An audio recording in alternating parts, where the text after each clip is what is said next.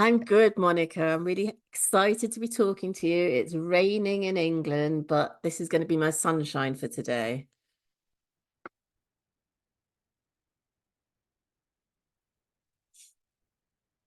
I'll take it. And it rained. What?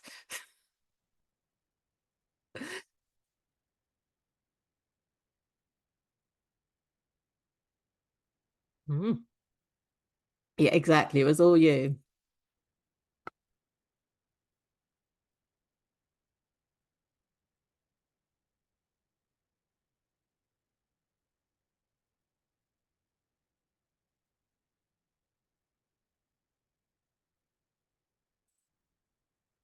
You are.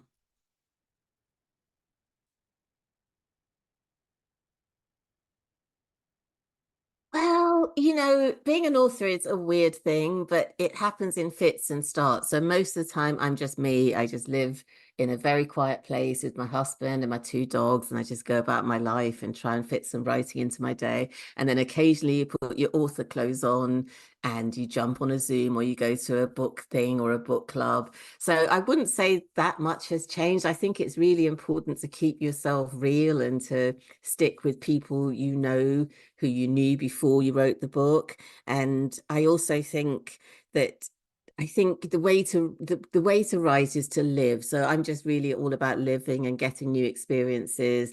And being an author is honestly being a public author is a very small part of my life. My main part of my life is with real people, real friends, real family.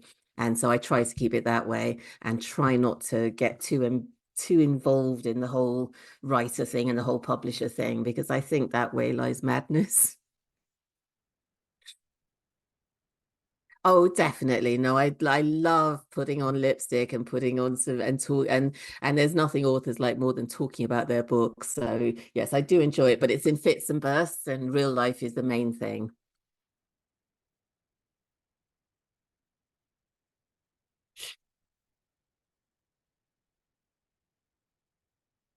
No, I grew up. So my dad's Nigerian and my mum's English. And although I was born in England, I moved to Lagos before I was two. So I grew up in Lagos, and I was going to be a doctor before I could walk. It wasn't my choice. It was just Nikki's going to be a doctor, and I went totally along with it. I went to medical school, and it was in year three that I realized this was not for me. And I dropped out of medical school, which freaked my father out. I mean, I think he was heartbroken, to be fair.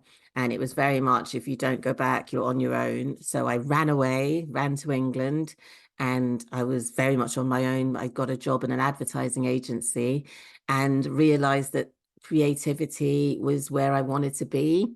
But I always felt, I think that if you're brought up thinking you have to be a doctor or a lawyer, an accountant, which is very much the African dream, then you're always going to feel like a failure unless you do those things. So I never thought writing was a proper job.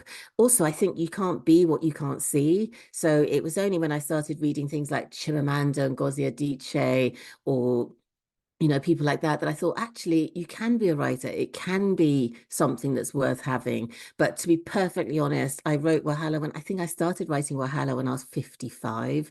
So it took me a whole life to realize this was something I could actually do. But to be fair, I think it took a whole life for me to have the experience. It took me a whole life to have something to say. So I don't think I could have done it any earlier. And I definitely, writing as a job didn't even figure in my lexicon when I was younger. Ah, yes.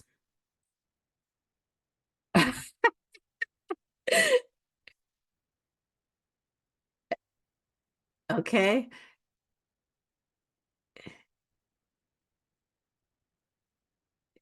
You're a failure. That's the other option. You're a failure. And that's definitely what I was. Oh,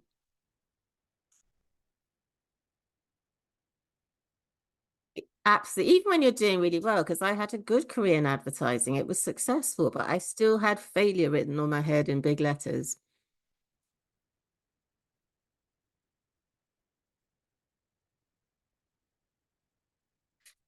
Yes. I had, I honestly think I had a blessed childhood. I grew up in, I grew up in Nigeria in the 70s. So my second book is very much set when I was there, when I was growing up there. And my dad was a doctor, my mum was a teacher. We had a really lovely middle class life. We used to go to the beach at the weekends to collect cuttlefish bones for my sister's parrot, who's an African grey named Billy. My mum taught in my school and she taught art and the kids loved her because she abhorred corporal punishment and used to shell out cuddles while everybody else, all the other Nigerian teachers were shelling out slaps or head knocks. And I rode around the quiet campus streets because my dad was a lecturer on my green chopper with my little brother. So as you'll see, this Motherless Land has got a lot of me in it. I loved growing up in Nigeria. It was I still think of Lagos as home. I was there a couple of months ago for my dad's 90th birthday. And it was a wonderful place to grow up. It was lively, it was energetic, there was music, it was just wonderful. And there wasn't any racism because we have lots of isms. I'm not saying we're perfect. We have a lot of isms. We have tribalism, we have colorism, we have sexism, we have raging homophobia, but we didn't have racism. So growing up there was, I honestly think it was a blessed time. And it was when I came to England at 20, when I dropped out of medical school, that I discovered racism. And I discovered that I was the first time I'd ever been looked down on in my life. I didn't like it, but I would on, and I have a love of, I do love Nigeria. Don't get me wrong. We've got our problems. We do have corruption. We do have lots and lots of problems, but it will always be home. And I always think in everything I write, it's important to show the joy of living in Lagos, the joy of being Nigerian, and to get away from the stereotypes, because I do think the whole of Africa is clouded with this flattening stereotype that almost others us and makes us feel, and it's just so wrong. I mean, even now when I go home, I have people say to me, "Oh, be careful, will you be okay?" It's like, yes, I'll be fine. It's no different to going to Bangkok or to, you know, Cairo. It's a city, it's fine, it'll be absolutely great, but also that's where I'm from. These are my people. So I do love Nigeria, and I think I always want to feature it as a character, as a living, breathing character in my work.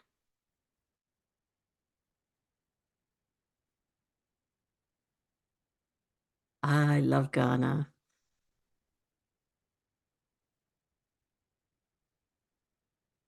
Yes, yes. I read The Trees and it was a wake-up call. The Trees by Percival Everett.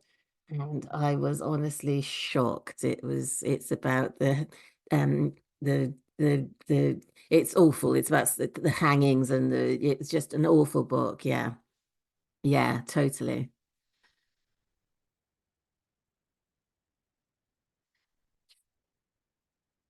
Yeah. In some ways, it's almost worse when it's done in that sort of typical British understated way. It's almost more painful, that sort of the condescension and this it's like that sort of unconscious bias, which I think is can be actually worse than conscious bias. But yeah, it's hateful. It's hateful.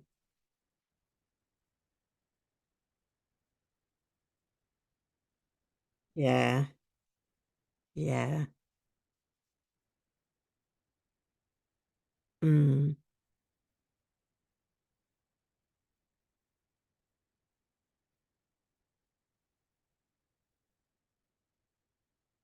yeah.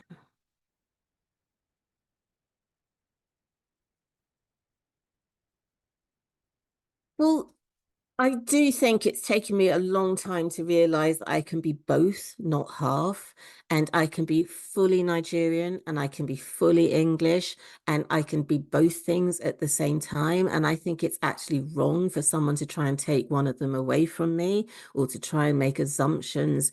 I mean, the truth is identity is hugely complex. It's very nuanced, and it actually doesn't matter how I feel. other people are always happy to make decisions for me and to tell me what they think I am and to tell me I'm being too black or I'm being too white or I'm not being black enough or I'm not being white enough. And it's taken me a whole lifetime to think, you know what? I actually don't care what you think. I am happy being me and I'm content with being me. And sometimes that means I'm going to be dancing to rock music like a white girl. And sometimes it means I'm going to be eating eba and egusi with my hands like a proper Nigerian woman. And that is totally okay.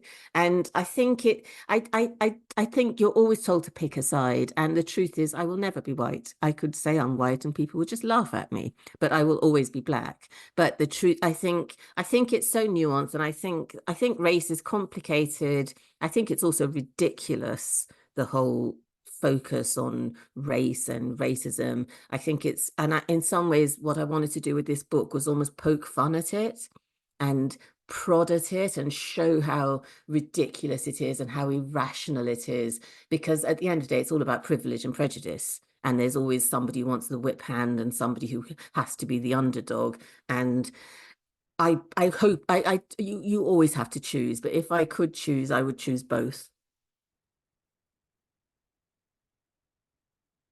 Absolutely.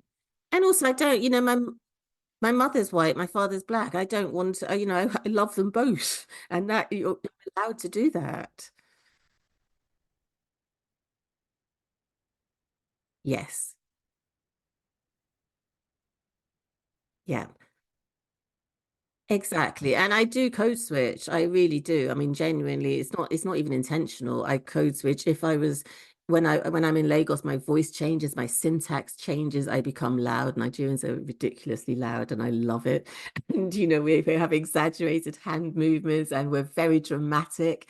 And England, we're very understated and we're very apologetic of ourselves. And I do switch between both almost instinctively. It's not sort of, I know when to hug people and when to shake hands. I know when to say auntie and when to say auntie. It's like becomes your common language. But I think everybody does that these days because we all move around so much. So I think we learn to just inhabit the place we're in.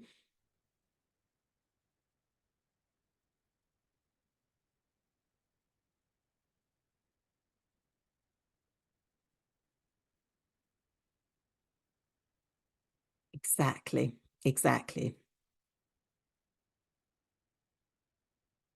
No, exactly. It's which group of friends you're with, or, I agree with you totally. And I don't actually think code switching is a bad thing. I think it's just a human thing. Oh, hell yeah. Yeah. Yeah.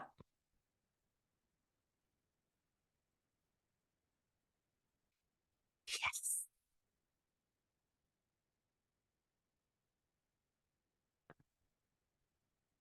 Yes.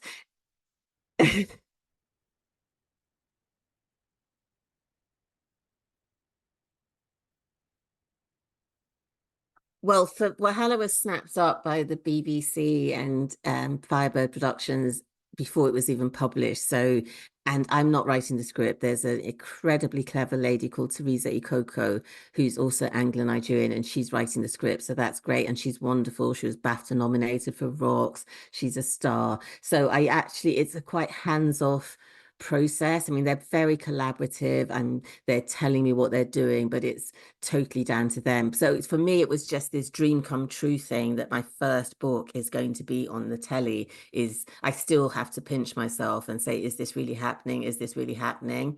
But my second book, This Motherless Land, is also being adapted for TV. And in this particular one, I'm going to be in the writing room. I'm not writing the script, but I'm going to be involved and sort of on a consultancy basis. So that hasn't started yet, but that's going to be super exciting. I think because it's such a personal book, they kind of want to have they want my involvement a bit more, and I'm really looking forward to being part of it. Monica, the truth is, it just feels surreal. It only feels real at times like this when I'm talking to you. Most of the time, I think this isn't really happening. This can't be true, but it's fantastic. I can't wait to see it.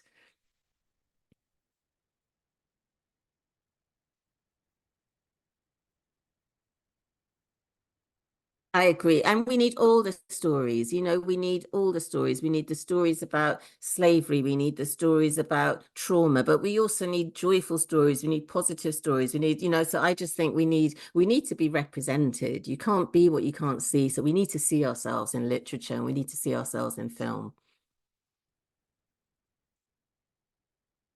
You can't.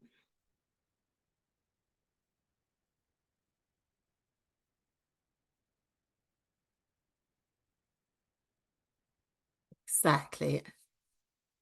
Exactly.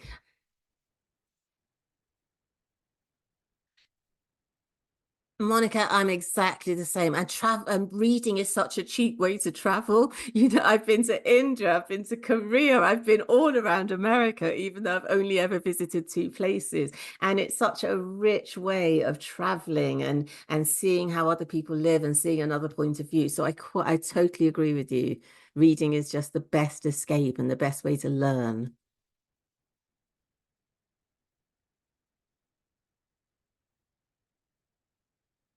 So writing a book is such a huge thing. It's a huge undertaking. It takes 2 years at least out of your life.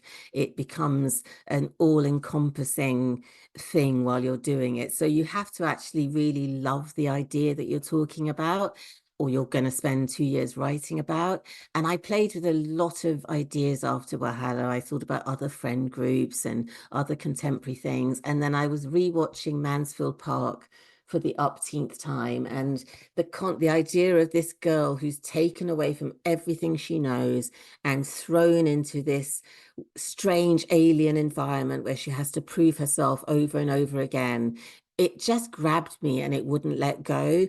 And Funke walked into my head and she was fully formed. I could see her, I could imagine her, which helps that the fact that Funke was walking out of my house, she was riding my bicycle. I could just see everything about her. So, and it's a very personal book. There's a lot of me that poured into that, and I that idea just kept pulling at me. It tugged at me. At the time, I called it Brown Girl in the Ring because it was Funke was the hero. She was the brown girl, and she was brought to England to live in this cold grey house with her cold grey family in a house called the Ring.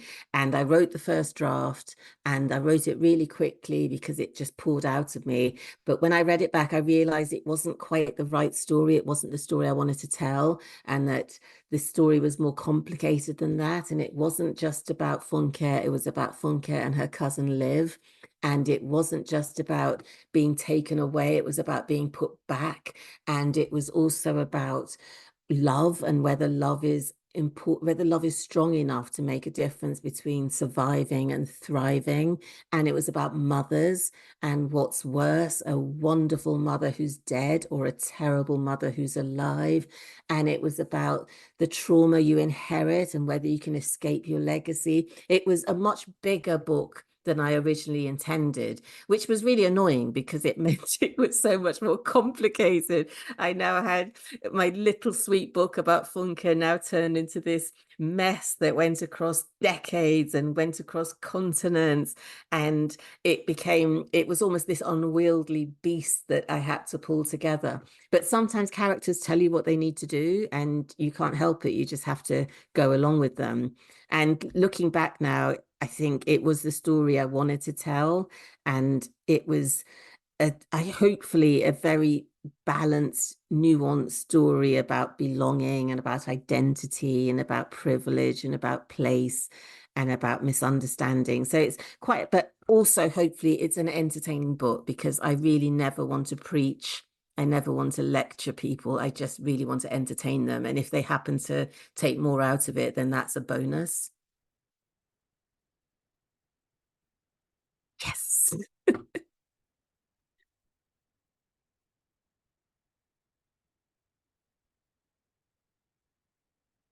of course. Yes. And it does happen. I mean, it happens. It happened, I mean, I watch Roots, Kunta Kinte. It happens. But when I first came to England, Nikki is not my name. My name is Morenike. But when I came here, that was unpronounceable. Too many vowels all in the wrong place.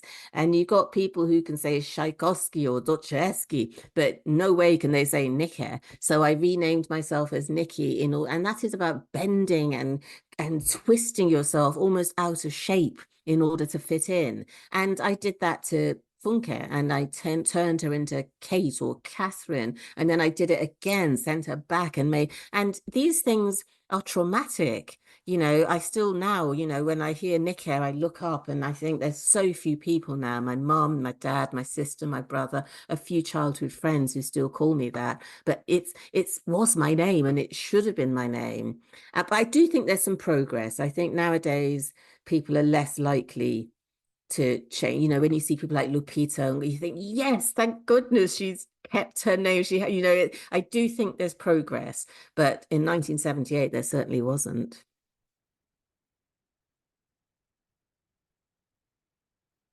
Yep. Yep.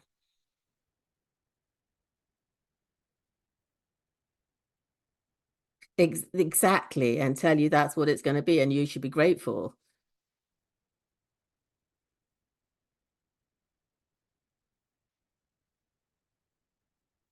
Yeah.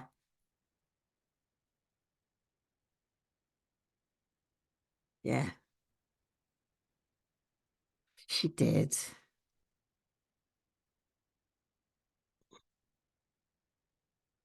Yeah. I think Funke's gift is resilience. And I think that resilience comes from her mother. Even though she lost her mother when she was 9 years old, which is I mean, that's just way too young.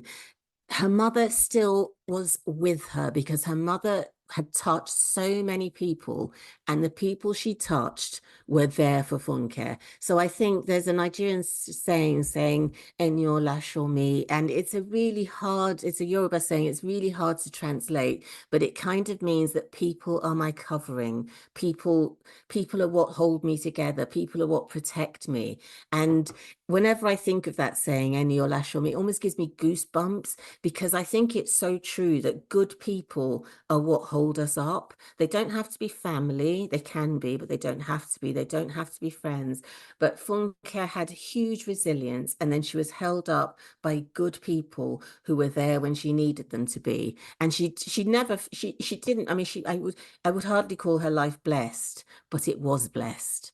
And I do think in some ways, her mother, Mrs. Lizzie, that's the kind of legacy we should all dream of leaving, where you've touched other people to the extent that they would remember you and they will be good to your kin.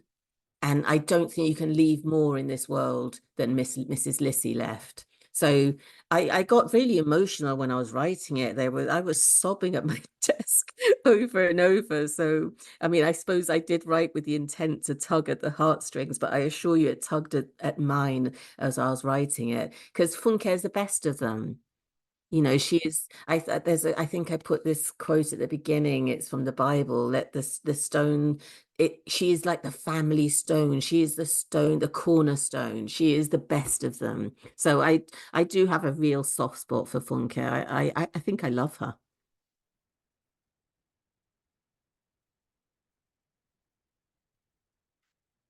Yeah. I put all of my favorite movies and I have Grease, I have Top Gun, I have Titanic, and I have, oh, what's my last one? I have the one with Whitney Houston, Bodyguard. So yes, that was such good fun. I think it also helps ground the reader because, as I said, I didn't mean to write this book that became so big and went over decades, but it was important for the reader to know where they were. So by starting on this quote, they'd realize, hey, we jumped 10 years or 8 years or whatever, and we're now in a different decade, and we're now in a different time.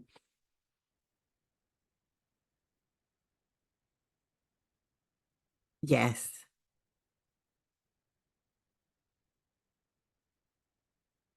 Isn't that what's wonderful about movies, though? We're watching them and music. We're watching and listening to the same wonderful things all over the world. I think that's kind of wonderful because human beings, we're so similar, although we don't know it.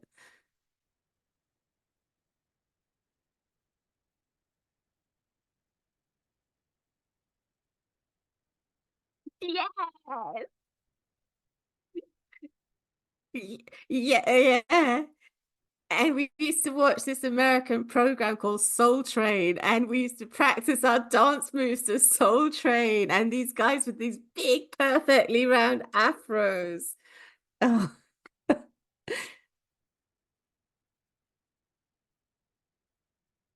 yeah,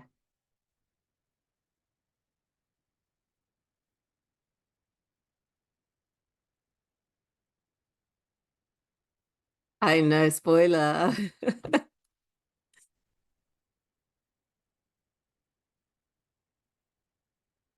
Oh, Margot, maggot.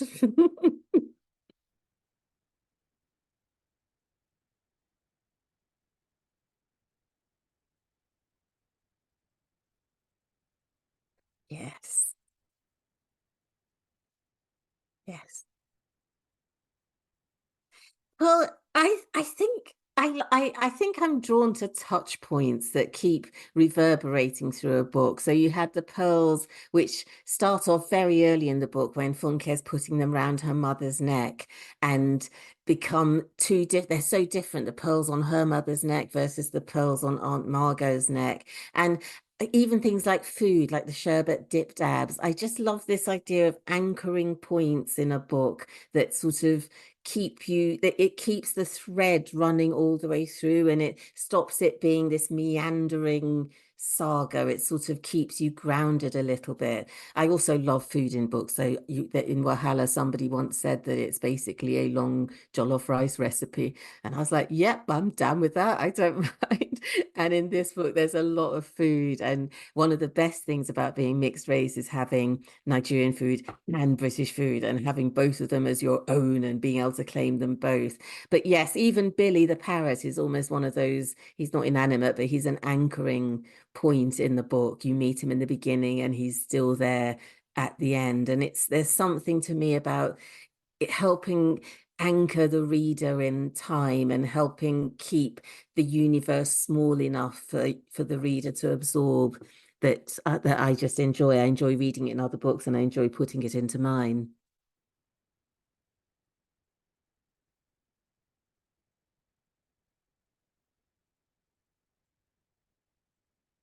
Yes. Yes.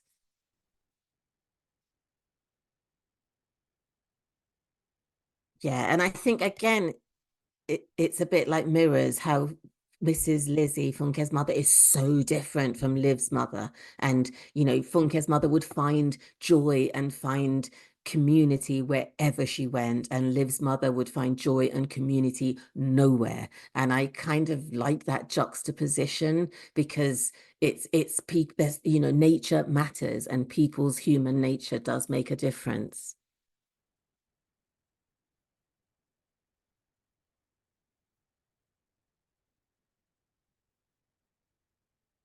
Exactly. Exactly. And to think that was her mother's home and it was still the coldest place she could possibly have ended up in.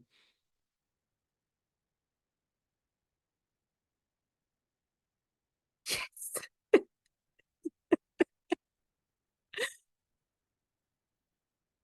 I know. And I can see that though. I mean, I do think sometimes sometimes siblings can be the most opposite. That you think, are you actually related? You know that feeling when you think, really? Did you come from the same place?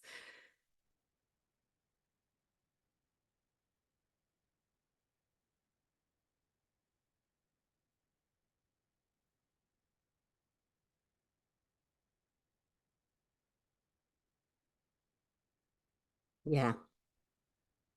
Yeah. I know. Exactly. It's how perfect. Isn't that the best legacy you can leave to have touched people, people that aren't your, to have left that impression on someone that it's gonna, I hope that's my aim in life. Please let me be able to leave a good legacy like that. Please. In fact, from tomorrow, Monica, I'm going to be a better person. I'm going to be more Mrs. Lizzie. Yes. Yes. Let me be a good person. I don't want to be maggot.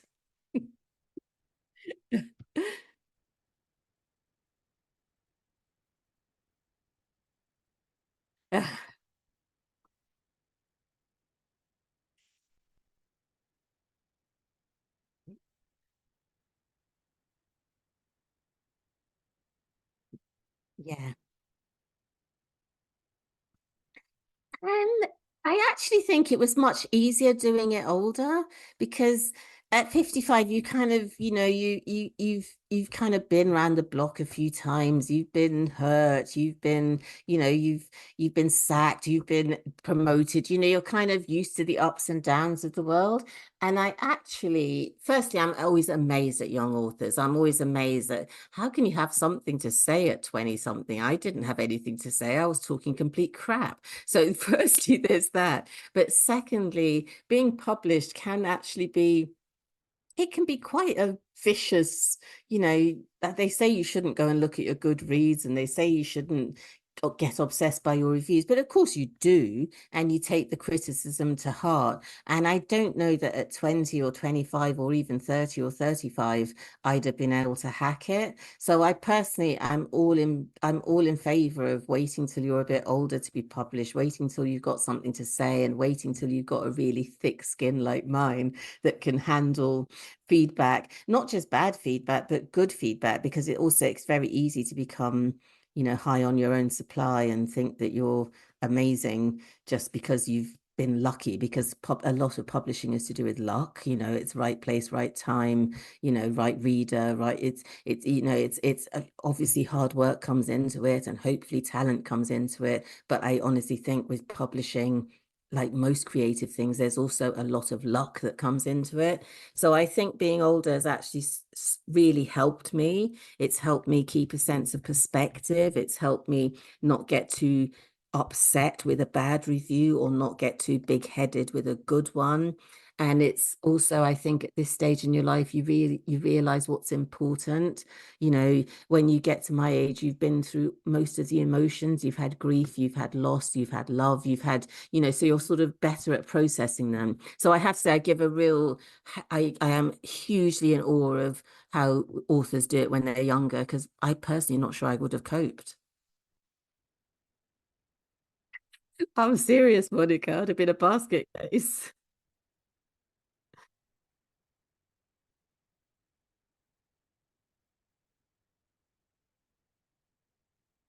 I'm an overnight success. It just took 58 years to get.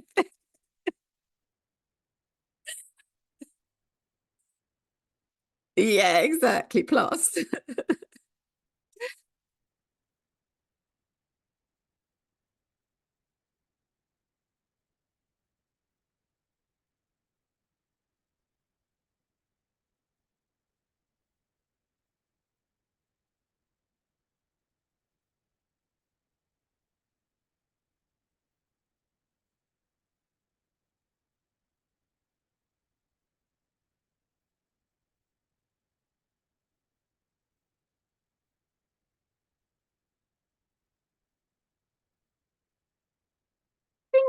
It helps that I've got really good friends who put me in my place.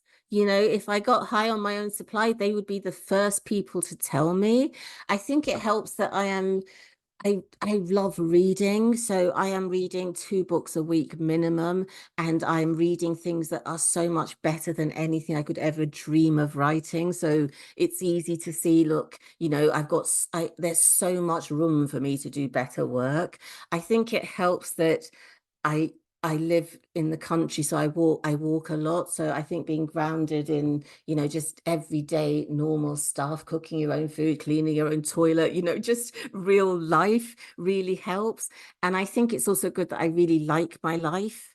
So I actually like the mundaneness of it. I don't get me wrong, tomorrow I'm in London meeting the team that are doing the TV for the second book for this Motherless Land. And it's so exciting, Monica. I've got my clothes set out for what I'm going to wear tomorrow. I'm going to try this new lipstick I bought, and I'm going into London, and I'm so excited about it. But I also know that as I get on the train to come home, I'm going to be like, phew, back to actual normal me, wipe that makeup off my face, so you don't have to. Exactly. Yeah. Monica, you're watching me. I thought we had the cameras off. So exactly that. And that's another thing why I honestly think I am honestly blessed to have achieved this at this age rather than a younger age, when I honestly think I'm not sure I'd have coped as well with this. And I think I'd have become really obnoxious. But so, I've got my best friend's coming to stay this weekend, and she doesn't want to talk about the book and she doesn't want to talk about the TV. She wants to talk about what happened on Love Island last week. She wants to talk about, do you think my ass looks good in these jeans? Just normal shit. So I think it helps. I think it's really important. I also think it's very difficult to create unless you're actually living. So I think it's really important to just live a normal life. But I do love my little book bits. I'm coming to New York for the launch of this book, and I cannot wait. I'm so excited. But it will be a 3 day gap from real life, and I will honestly be quite happy to get back to real life. I know, I can't wait.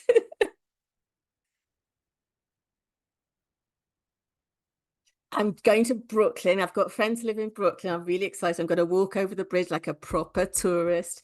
We're going there, and I'm going to Century 21. I'm going there, get some discounts. I'm going to do the Empire State Building. I'm going to be such a tourist.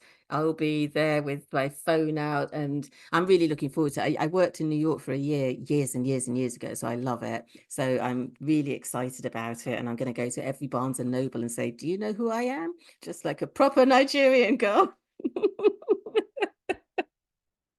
Exactly. Allow me to introduce myself.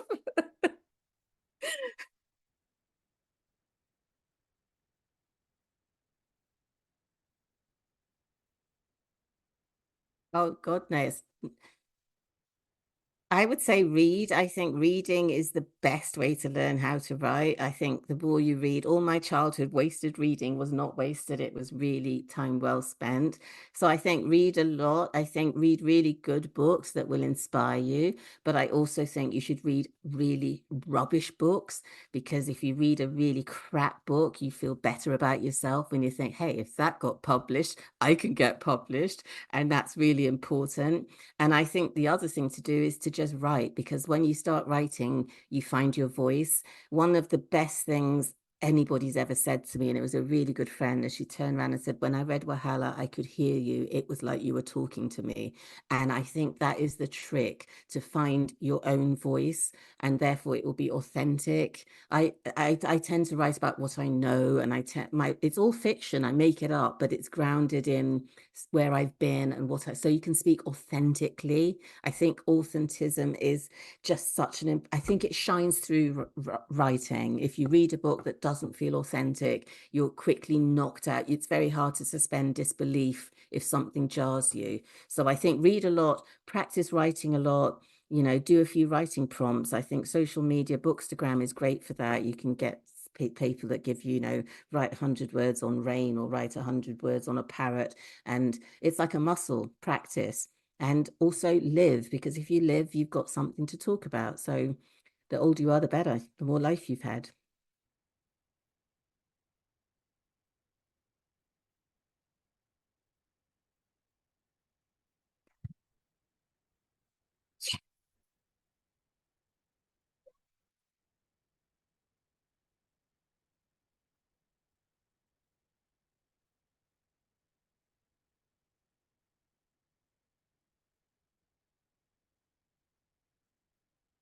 It is so hard. With Wahala, I had three characters narrating this story, and they were on this loop. So it was always Ronke, boo, Simi, Ronke, boo, Simi. And it got so complicated that even I got confused about who's where, who knows what, who doesn't know what. And I said to myself, book two, gonna keep it simple. It's gonna last for a few days. It's only gonna have one character, and then here I go. I'm traipsing decades. I'm traipsing two characters. I'm traipsing continents.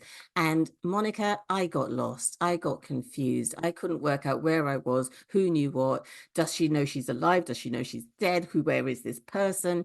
And it's all in the editing. You have to write it, then you have to read it, and you have to tear it apart, and you have to build it up again and repeat. I think, but first, when I first sent it to my editors, I was on draft 8. I'd written this book 8 times. And the worst thing is then your editor comes back and says, thanks for your first draft. You're like, first? What do you mean first? I have sweat and blood. Surely it's finished. And then you realize, nope, she's found lots of things that don't work and she wants you to go back to the beginning and rebuild it. But it's like a marathon writing a book. It's a long, which is why you have to love your story and you have to love your characters, because otherwise there is no way you'll be able to invest that much time in them.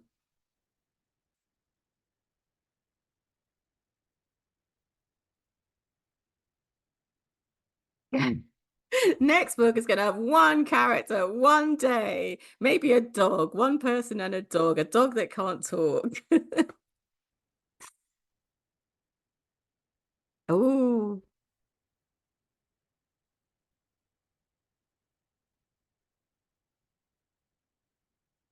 ah, yeah, yeah, yeah,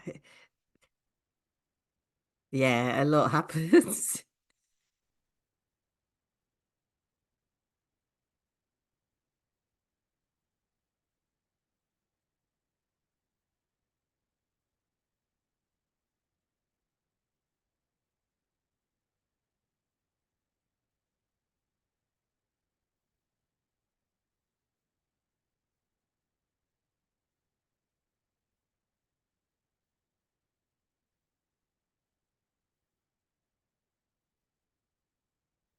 Yes,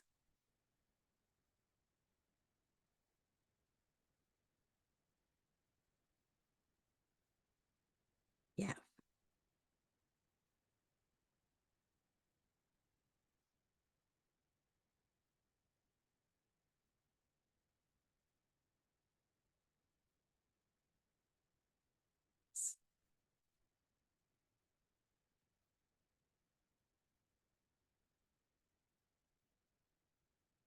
Monica, I'm so grateful because you've read what I want, what I tried to write, because there's so much nuance in this. And I agree with you. There's much more to Black lives than trauma. And I think we need to read all of it. Yes, all the books.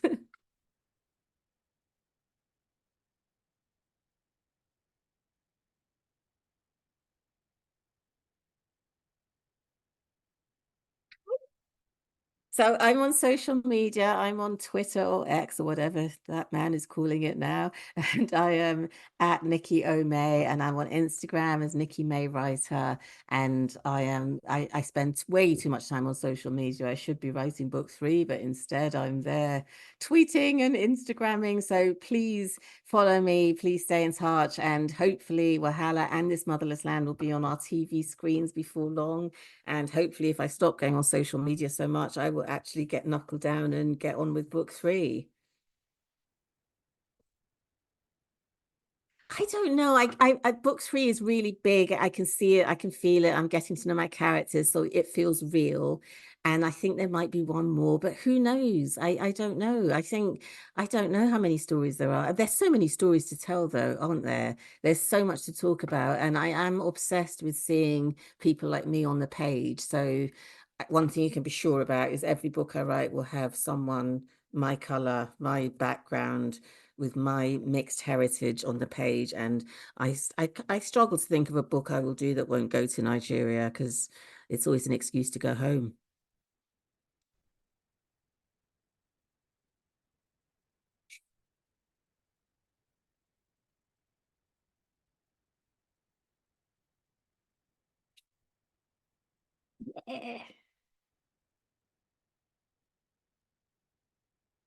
Exactly, not too much Botox.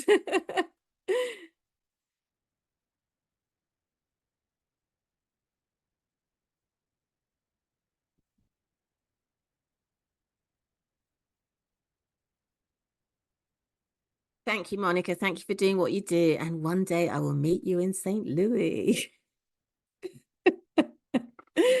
You too. Thanks so much. Bye.